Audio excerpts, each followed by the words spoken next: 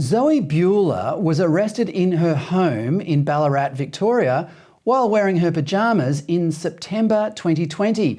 Despite being pregnant, she was handcuffed and charged with incitement.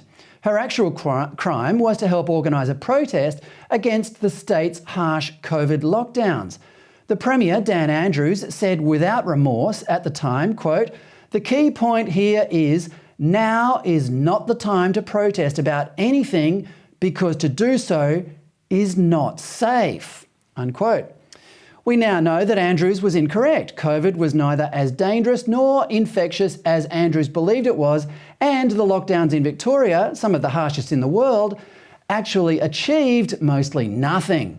Bueller was pushing back against an authoritarian regime because she, like many Victorians, understood that basic freedoms should not be so arbitrarily removed.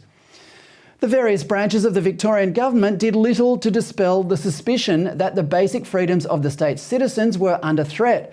The Victorian Equal Opportunity and Human Rights Commission published a laughable excuse for the government's actions, saying that the previous protests by Black Lives Matter in Melbourne had been perfectly fine because the tens of thousands of shrieking leftists who attended that event had been asked to socially distance.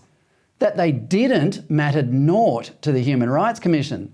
Leftist protesters have rights, you know. But Zoe Bueller didn't. If people like her wanted to protest during the lockdown, they could do so in ways that, quote, "do not violate the public health orders and respect the human rights of other Victorians," unquote.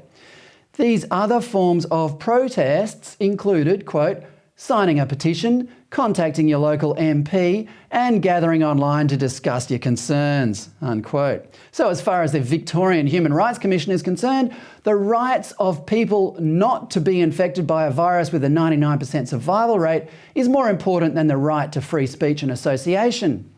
Somehow, I don't think the Commission understands what human rights actually are.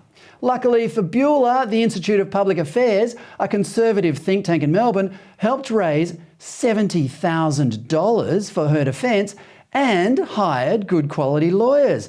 Last week, 2 years after being handcuffed in her pyjamas, Bueller's charges were finally dropped. I'm pleased to say that the former managing director of the IPA, John Roskam, who led the campaign to help Bueller, is with me tonight. John, welcome to the show. Great to be with you, Fred. John, would these charges have been dropped if you hadn't lined up a formidable legal team to defend Zoe against those charges? We don't know, Fred, but I think that is a fair assumption. What's happening down here in Melbourne at the moment is that a whole series of charges are being dropped as those who are charged are starting to push back against these outrageous prosecutions and against, exactly as you said in your introduction, the authoritarianism of the Victorian government.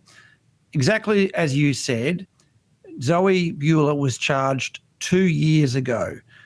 She found out a week ago that the charge of incitement would be dropped.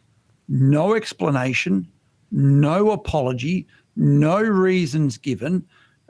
This is a frightening state of affairs. And one of the things that shocks so many Victorians is that there is no demand for an explanation. There is no demand for the police to say why 3 months out from a state election have these charges been dropped. Nothing. And from the very beginning of when Zoe was arrested, exactly as you say, in her living room, in her pyjamas, while pregnant, in front of her children for a Facebook post, we still are no wiser about why this has happened.